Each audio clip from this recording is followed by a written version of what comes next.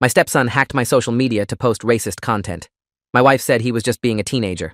I'd been funding his college savings account. I called the financial advisor that afternoon. He can be a teenager with empty pockets. Account closed. The first call came at 6:43 in the morning. I was standing in my kitchen, coffee mug halfway to my lips, when my phone started buzzing with a violence I'd never heard before. Not one notification, not five. A cascade that made the device vibrate across the granite countertop like something possessed. I picked it up and saw 17 missed calls from numbers I didn't recognize, 43 text messages, and my email inbox climbing by the second. My LinkedIn profile picture stared back at me from the notification preview, but the words beneath it weren't mine. They'd never been mine. I felt the coffee mug slip from my fingers before I heard it shatter against the floor, ceramic and hot liquid spreading across the tile while I stood frozen, reading words attributed to me that made my stomach turn inside out. Racial slurs, violent rhetoric, calls for segregation written in my voice, posted from my verified accounts, with my face and my name attached like a signature on a confession I'd never written. My hands started shaking so badly I could barely scroll. That's when my phone rang again, and I saw my boss's name flash across the screen. I knew before I answered that my life had just changed forever. I'd been married to Diane for 4 years when it happened, though we'd been together for 6. We met at a conference in Austin, both of us presenting on sustainable architecture, both of us recently divorced, both of us cautious in ways that only people who've been burned understand. She was brilliant, funny, warmly skeptical of romance in a way that made me want to prove her wrong. Her son Connor was 12 when we started dating, 14 when we got married, and 18 when he decided to destroy everything I'd built over a 23-year career. I should have seen the warning signs. Everyone says that after the fact, but in my case, it's actually true. The signs were there from the beginning, written in a language I refused to read because I wanted so badly for our blended family to work. Connor had always been difficult, moody, withdrawn, prone to explosive arguments with his mother that left her in tears and him locked in his room for days. His biological father, a man named Keith who'd left when Connor was 7, had been largely absent from his life, showing up sporadically for birthdays and holidays before disappearing again into whatever new relationship had captured his attention. I tried to fill that gap. God help me, I really tried. The first red flag came about 8 months after Diane and I got married. Connor was 15, sullen in the way teenagers often are, but there was something sharper underneath his silence, something that watched and calculated. I'd set up a college savings account for him as a wedding gift to Diane, a gesture I'd hoped would show Connor I was committed to his future, that I wasn't just some guy dating his mom, but someone who wanted to be part of his life in a meaningful way. I deposited $5,000 to start, then added $500 every month. By the time everything fell apart, the account had grown to over $42,000 with interest and contributions. I'd been planning to surprise him with the full amount at his high school graduation, imagining his face when he realized he could go to almost any state school debt-free. That fantasy feels almost laughable now. The red flag was a comment he made one night at dinner, something about how his real dad never tried to buy his love. Diane had scolded him, told him to apologize, and he'd mumbled something that sounded vaguely like sorry before excusing himself from the table. I told myself he was just adjusting. I told myself it would get better with time. I told myself a lot of things that turned out to be lies. The morning my life exploded, I was supposed to present the final designs for a mixed-use development project in downtown Portland. 3 years of work, a $40 million contract, the biggest project of my career. Instead, I spent that morning on the phone with Barbara Okonkwo, our firm's head of human resources, explaining that the racist manifesto posted across my Facebook, Twitter, LinkedIn, and Instagram accounts wasn't actually written by me. She was skeptical. I could hear it in her voice, that careful professional distance that HR people adopt when they're preparing documentation for a termination. The posts are coming from your verified accounts, she said. The language is consistent. There's even a video. I felt my blood turn to ice. What video? I hadn't seen a video. Barbara was quiet for a moment, then told me to check my YouTube channel, the one I'd created years ago to share presentations and project walkthroughs. I opened it on my laptop and found a new upload from 6 hours earlier, time-stamped at 1:17 in the morning. It was a deep fake.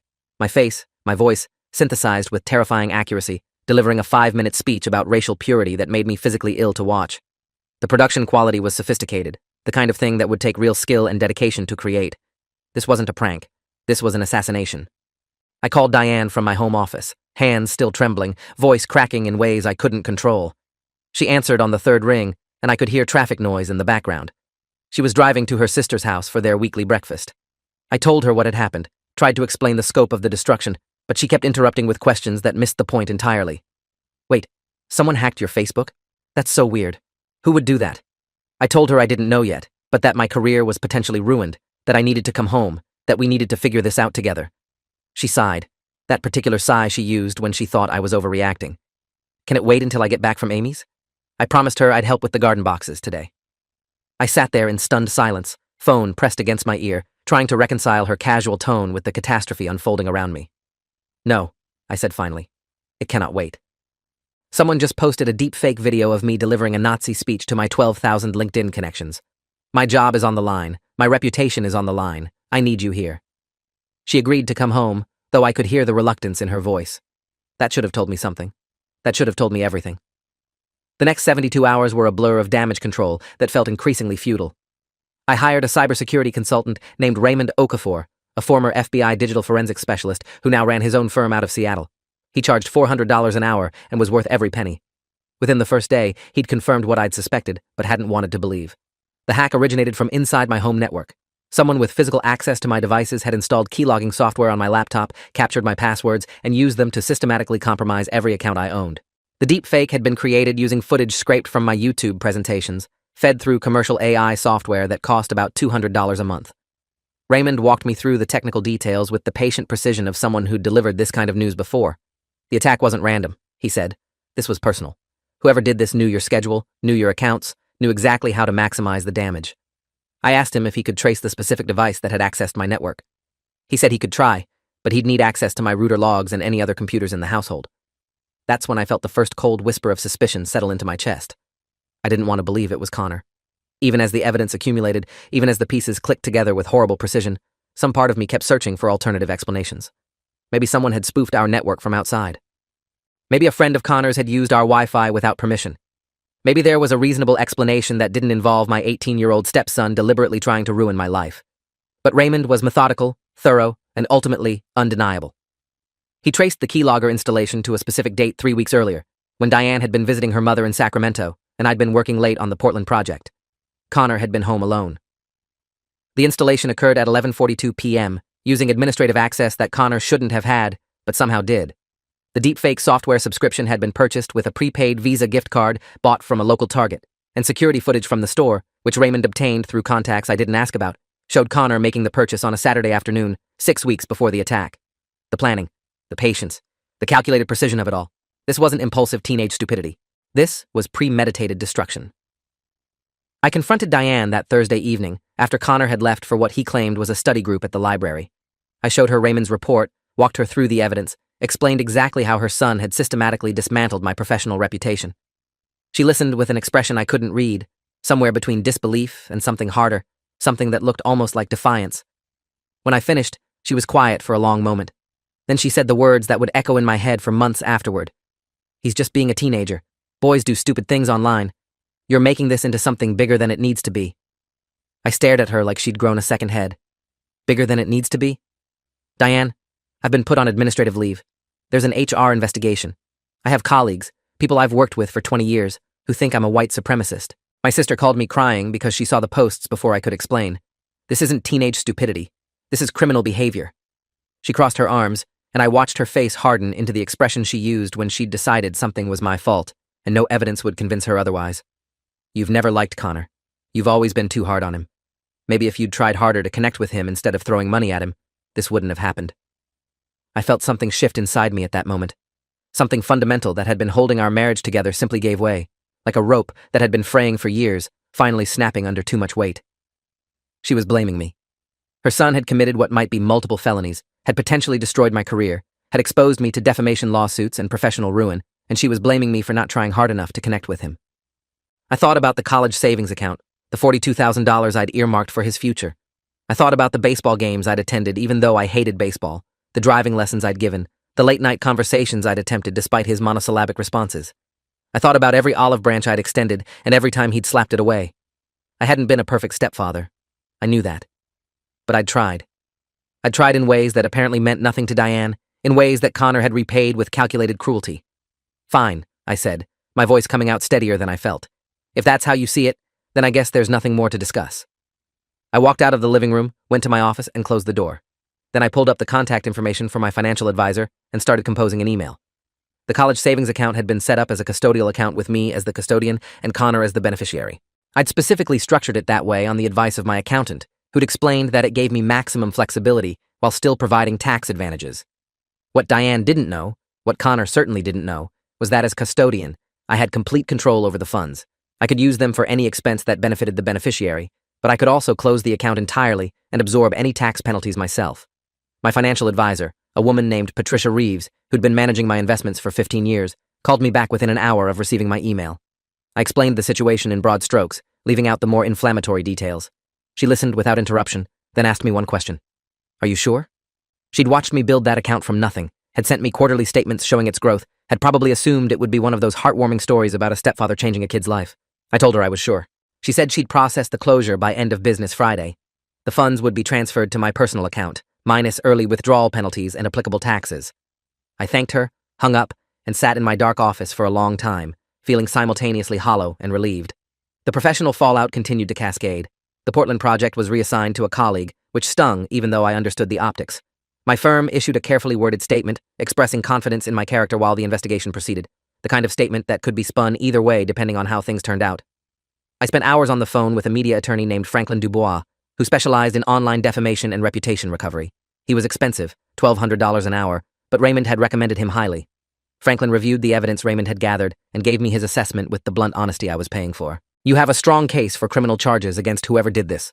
Unauthorized access to computer systems, identity theft, potentially even terroristic threats, depending on how prosecutors interpret the content. But here's the problem. If you pursue this legally, everything becomes public record. Your stepson's name, his relationship to you, the family dynamics. It'll be a feeding frenzy for the tabloids and social media vultures.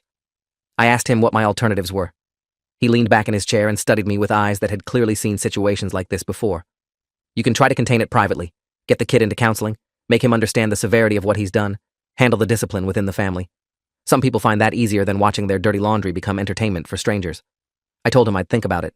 But even as I said the words, I knew which direction I was leaning. Connor came home late that Friday night, around 11:30, reeking of cheap beer and acting like nothing had happened. I was waiting in the living room. Diane was already asleep, or at least pretending to be, having made it clear she wanted no part of whatever conversation I was planning. Connor stopped when he saw me, and for just a moment, I saw something flicker across his face. Not guilt, not remorse, calculation. He was assessing the situation, trying to figure out what I knew and how to spin it. That look told me more than any evidence Raymond had gathered. That look told me exactly who I was dealing with. We need to talk, I said. He shrugged with that theatrical indifference teenagers affect when they're trying to seem unbothered. About what? I pulled out my laptop and turned it to face him, showing Raymond's report. About this. About the keylogger you installed on my computer. About the deepfake you created. About the $42,000 in college savings that no longer exists because I closed the account this afternoon. I watched his face go through several transformations in rapid succession. Confusion, then recognition, then anger, then something that might have been fear. That money was mine, he said, his voice rising. You can't just take it. I leaned forward in my chair. That money was never yours. It was money I chose to set aside for your education, money I earned, money I deposited every month for 4 years because I actually gave a damn about your future. And yes, I can take it, because I'm the custodian, and you just gave me about 42,000 reasons to exercise that authority. What happened next was ugly. Connor screamed, threw things, called me names that would have gotten him slapped in most households. Diane came downstairs in her robe, already crying, already taking his side before she even understood what was happening. He's just a kid, she kept saying, as if that phrase were some kind of magical incantation that could erase consequences. He didn't mean for it to go this far.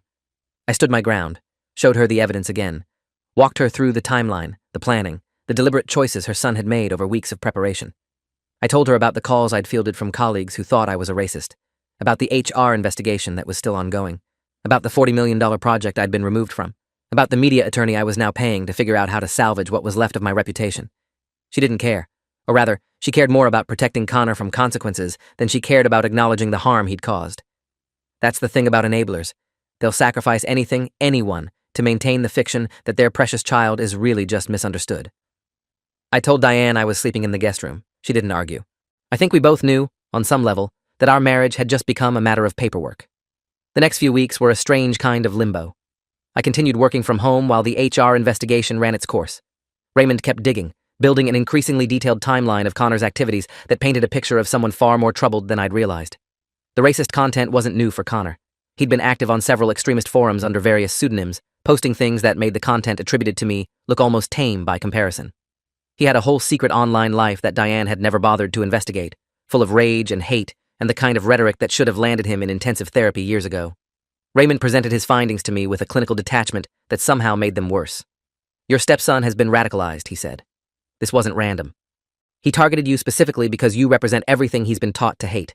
Successful, professional, educated, and in his mind, someone who replaced his real father. The attack on your accounts was a manifesto in itself. He wanted to destroy you using the very ideology he's embraced. I asked Raymond how long Connor had been active in these communities. He checked his notes. Based on account creation dates and post histories, at least 3 years, probably since around age 15. I shared Raymond's findings with Diane. It was one of the hardest conversations of my life, not because I still harbored any illusions about our marriage, but because some part of me still hoped she might finally see the truth. She didn't. She accused Raymond of fabricating evidence, accused me of hiring someone to frame her son, accused everyone and everything except the actual source of the problem. Connor sat in the corner of the room during this conversation, smirking in a way that made my skin crawl. He knew his mother would protect him. He'd always known. That was why he'd felt safe enough to attack me in the first place. The consequences would never touch him as long as Diane stood between him and reality. I looked at this kid I'd tried so hard to love, this angry young man I'd invested years and tens of thousands of dollars in, and I felt something die inside me. Not hope exactly. Something more fundamental. The belief that everyone, given enough patience and understanding, could be reached. Connor couldn't be reached. He didn't want to be reached, and Diane had made sure he'd never have to face the consequences of that choice. I filed for divorce the following Monday. The process was surprisingly straightforward since we'd signed a prenuptial agreement that kept our finances largely separate. Diane contested nothing. I think she was relieved, honestly. With me out of the picture, she could return to the comfortable fiction that Connor was just a misunderstood teenager going through a phase. The house was mine, purchased before we met, so she and Connor moved into an apartment across town. I heard through mutual friends that she'd started telling people I was the abuser, that I'd been controlling and emotionally distant, that Connor had only acted out because he was trying to protect her. The lies didn't surprise me. They were just more of the same pattern I'd been watching for years. The difference was that now I didn't have to pretend not to see it. The HR investigation concluded in my favor about 6 weeks after it started. Raymond's evidence was compelling enough that even the most skeptical board members had to admit I'd been the victim, not the perpetrator. I was reinstated with back pay, though the Portland project remained with my colleague. That stung, but I understood. The client had been spooked by the publicity, and my involvement would have been a distraction. I focused on new projects, rebuilt relationships with colleagues who doubted me, and slowly began reconstructing the professional reputation Connor had tried to burn to the ground. The criminal case was more complicated. Franklin advised me that pursuing charges would be difficult, not because we lacked evidence, but because prosecutors were often reluctant to bring cases against minors, even 18-year-olds, for cybercrimes. There were also the family dynamics to consider. Any trial would inevitably become a circus, with Diane playing the grieving mother and Connor playing the troubled youth led astray by toxic online communities. I might win legally, but lose in the court of public opinion. I thought about it for weeks, consulted with Franklin multiple times, weighed the potential outcomes against the personal cost. In the end, I decided not to pursue criminal charges. Not because Connor didn't deserve them. He absolutely did. But because I realized something important during those weeks of deliberation. The best revenge wasn't putting Connor in jail. The best revenge was letting him face the future he'd created for himself. Without the college fund, without my financial support, without the safety net I'd spent years constructing, Connor would have to navigate adulthood on his own terms. And based on everything I'd learned about him, those terms were going to be brutal. 6 months after the divorce was finalized, I got a call from an old colleague who still kept in touch with Diane's circle. Connor had dropped out of community college after 1 semester. He'd been fired from 2 jobs for what were described as attitude problems. He was still living with Diane, still spending most of his time online, still feeding the rage that had driven him to attack me in the first place. The radicalization hadn't stopped. If anything, it had intensified now that I wasn't around to provide a convenient target. Diane was reportedly at her wit's end, though she still refused to acknowledge that her son needed serious intervention. My colleague asked me if I felt vindicated. I told her I didn't feel much of anything about Connor anymore. He'd become a cautionary tale, a reminder that some people choose destruction no matter how many lifelines you throw them. What I did feel, finally, was free. Free from the weight of trying to save someone who didn't want to be saved. Free from the marriage that had required me to pretend I didn't see what was right in front of me. Free from the obligation to fund a future for someone who'd used his present to try to destroy mine. The money from the college account, minus taxes and penalties, came to just over $38,000. I donated half of it to an organization that helps victims of online harassment and deepfake attacks. The other half I put into a home renovation fund, finally fixing the deck I'd been meaning to repair for years and upgrading the kitchen appliances that had been on their last legs since before Diane moved in. Small improvements that made the house feel more like mine again. The media coverage eventually died down, as media coverage always does. Most people who'd seen the original posts either forgot about them or accepted the truth once the investigation results became public. There were still occasional trolls who brought it up, Anonymous accounts who'd screenshot the old content and try to use it against me, but they became fewer and further between. Raymond had done a thorough job of scrubbing the deepfake from major platforms, and the remaining copies lived in the darker corners of the internet where most people never ventured. My professional reputation recovered. My personal reputation took longer, but it recovered too. The colleagues who mattered, the friends who knew me, they'd never believed the posts in the first place. The ones who'd jumped to conclusions, well, they taught me something valuable about who deserved my trust. I ran into Diane once, about a year after the divorce. We were at the same grocery store, a coincidence that felt almost cosmic in its awkwardness. She looked tired, older than I remembered, with a tightness around her eyes that spoke to sleepless nights and chronic stress. Connor was with her, pushing the cart, staring at his phone with the same vacant absorption I remembered from countless family dinners. He didn't look up when I passed, didn't acknowledge me at all. I wasn't sure if he even recognized me, or if I'd already become just another face in the crowd of people he'd wronged and forgotten. Diane and I made brief eye contact. She started to say something, then stopped. I nodded once, politely, and kept walking. There was nothing left to say.